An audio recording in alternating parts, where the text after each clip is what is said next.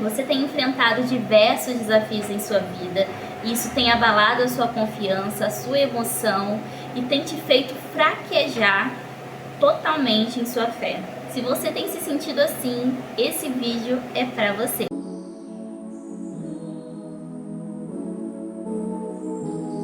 Eu quero te desafiar a iniciar um estudo comigo para que você possa fortalecer a sua fé, independente das circunstâncias que te cercam, para que você possa confiar firmemente no Senhor.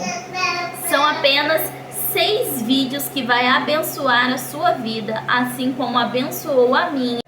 Então chega de enrolação e eu quero convidar você a fazer parte do nosso estudo bíblico com o tema A Busca pela Confiança Implacável em Deus. Se você tem interesse, fica por aqui nesse vídeo que nós vamos estar dando início ao nosso estudo de número 1. Estou com a minha colinha em mãos aqui e eu quero dizer o objetivo desse estudo. Esse estudo ele é direcionado para que a gente possa crescer espiritualmente na fé em Cristo Jesus. Porque muitas das vezes as circunstâncias que nos cercam nos abalam, né? E acabam diversas vezes nos afastando daquele que é a solução para a nossa vida. E isso não deve acontecer de forma alguma. Eu estava passando por essa fase de tribulação, de estresse, e muitas coisas que aconteciam ao meu redor, muitas das vezes me afastavam de Cristo ao invés de me aproximar dele. Então esse estudo foi voltado justamente com esse objetivo.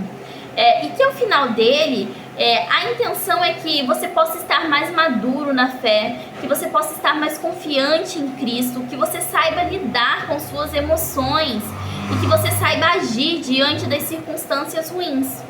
E claro, que você possa ter a fé de forma concreta, isso é, não se basear por aquilo que está ao seu redor, que está acontecendo, mas nas promessas de Cristo Jesus. Bora começar então? Então o tema desse estudo tem como título Fé em Deus e nas suas promessas. E o versículo base para o estudo de hoje se encontra no livro de Romanos, capítulo 1, versículo 7. Desculpa, versículo 17. Porque o justo viverá pela fé. Eu estou olhando para baixo porque temos a nossa colinha aqui, né? Enfim, vamos lá. Porque o justo viverá pela fé. Bom, para a gente dar então início a esse estudo, a gente precisa primeiro entender o que é alguém justo, né? A Bíblia, ela vai nos dizer sobre 2 tipos de justos. Aquele que é justo e aquele que foi justificado, né? Então, como que a gente pode ser justo se Deus afirma que olhou aqui nessa terra e não encontrou um justo sequer? É claro, gente, que nós sozinhos não somos justos, nós não somos bons. Dentro do nosso coração só existe trevas, abismo, pecado, desde a época em que o homem caiu. Isso é fato, né? O que há de bom em mim é de Cristo, vem do Senhor, e por isso eu preciso do Senhor, porque a bondade que existe dentro de mim vem diretamente dele. Então assim, como eu sou justa? O justo viverá pela fé. Quem é justo? Claro, justo, Cristo Jesus. Justificados somos nós. Nós nos tornamos justos quando, através do Espírito Santo, nós somos conduzidos a nos arrependermos dos nossos pecados. Quando a gente entende que precisamos de Jesus para que a gente possa ter uma vida santa e irrepreensível, para que a gente possa ter uma vida digna, para que a gente possa morar aos céus. É através de Cristo que nós nos tornamos justos. Porque nós somos bons? De forma alguma, mas porque fomos alcançados pela graça de Jesus. E o que é graça, afinal de contas? A graça é nada mais, nada menos que o favor imerecido. Ou seja, é aquilo que eu recebo de alguém sem merecer. Vou dar um exemplo para vocês. Imagine que João viu um picolé em uma vendinha, ele pegou aquele picolé, ninguém viu, sem pagar e foi embora. Ok? Ele ficou devendo aquele lugar, não ficou? Ele cometeu um crime, teoricamente. Então, qual é a consequência desse crime dele? Ser preso.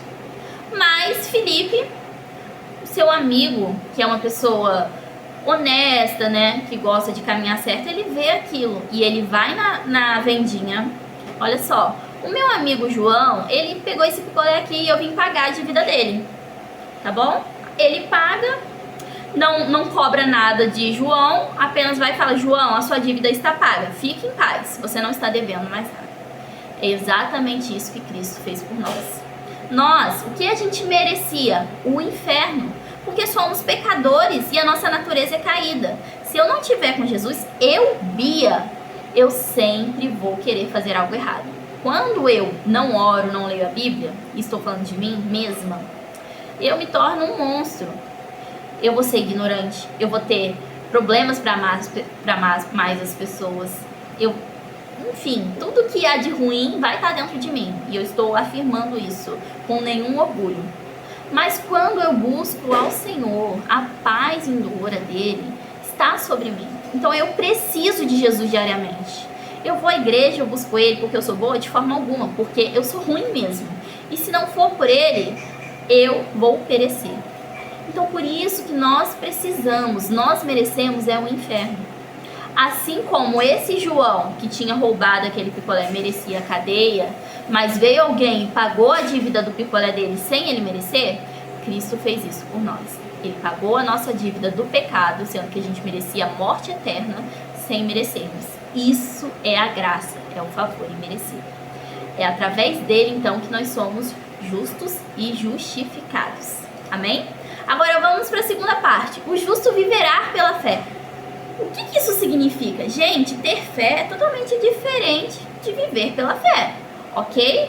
Olha só, ter fé até Satanás tem. Ele crê que Cristo existe, ele sabe disso. Ele sabe que Jesus vence tudo e ele é dono de tudo, de todos. Ele criou um mundo, ele sabe disso. É totalmente diferente, mas Satanás vive por meio da fé? Não, totalmente diferente. Como que eu posso viver pela fé, sendo alguém que foi justificado por Jesus? A gente sabe que viver pela fé não requer um sentimento. Eu não vou sentir que eu quero viver pela fé em certas circunstâncias. Não. A tendência é sempre eu falhar e escolher as minhas próprias intenções. Vamos dar um exemplo? Quando Deus pediu para Abraão sacrificar Isaac, se ele fosse ser sentimental, o que ele faria? Com certeza não, gente. Era o único filho, o filho prometido, o filho da promessa. Quem em sã consciência iria sacrificar o próprio filho a pedido de Deus? Nem eu não conseguiria fazer isso. Então você percebe que Abraão foi por meio da fé, confiando em Deus, que ele proveria um cordeiro. Olha a diferença. Então a gente entende que viver pela fé é uma decisão. Não é simplesmente um sentimento. É uma decisão. Abraão, naquele momento, ele decidiu que ele viveria pela fé. E assim nós precisamos decidir. Porque se eu for de forma sentimental, nas circunstâncias que me cercam, com certeza eu vou falhar. Vamos um exemplo. Quando eu estou em uma situação onde eu me considero injustiçado, onde alguém, por exemplo, me maltratou, me bateu, qual é a tendência? Não é eu querer revidar, não é eu bater de volta, mas o que Cristo me ensina, que um cristão, ele deve dar a outra face. E aí fica essa luta constante entre a carne e o Espírito Santo. Então, o meu sentimento diz que eu preciso revidar, mas o Espírito Santo de Deus diz que eu preciso dar a outra face e deixar com que Cristo me justifique. É isso que é viver por meio da fé. É você confiar que Deus vai fazer sem olhar as circunstâncias. Vocês conseguem entender que é totalmente diferente? Ah, fulano fez isso comigo, mas eu vou decidir fazer diferente. Ah, gente, eu tô perdendo todas as minhas coisas. Eu tinha tudo, eu tinha casa, eu tinha carro, tinha tudo, mas eu perdi tudo. Eu vou decidir confiar no Senhor. E aí a gente não fala só de bens materiais, né? A questão de viver por meio da fé também requer de nós uma disciplina cristã. Ou seja, eu quero decidir viver por meio de Jesus, não importa o que aconteça. Isso é viver por meio da fé. Então imagine aqui, Deus te entregou um ministério em suas mãos, mas você não tem condições financeiras de bancar isso. Você não tem condições para ir até o lugar, você não tem tempo nenhum. O que o nosso sentimento diz? A parte lógica vai dizer que não dá para mim, eu não vou fazer. Mas a parte onde você decide viver por meio da fé diz, não, eu vou fazer porque eu sei que é o Senhor, a obra do Senhor é Ele que vai me sustentar. Então viver por meio da fé é uma postura que você precisa ter, é uma decisão sua. Então assim, eu espero que esse estudo tenha abençoado você. Eu espero que a partir de agora a sua visão sobre a fé em Cristo Jesus possa ser um pouquinho mais ampliada e que você decida viver por meio da fé. Que Deus te abençoe e até o estudo de número 2. Um beijo.